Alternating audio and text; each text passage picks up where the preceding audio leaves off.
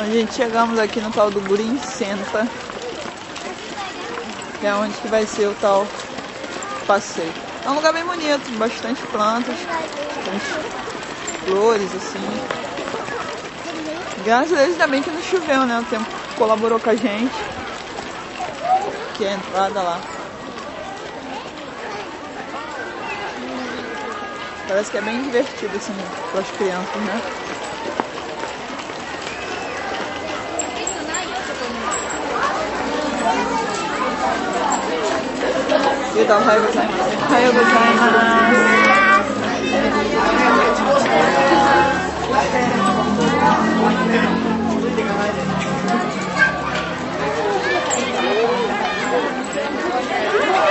Nossa, bom.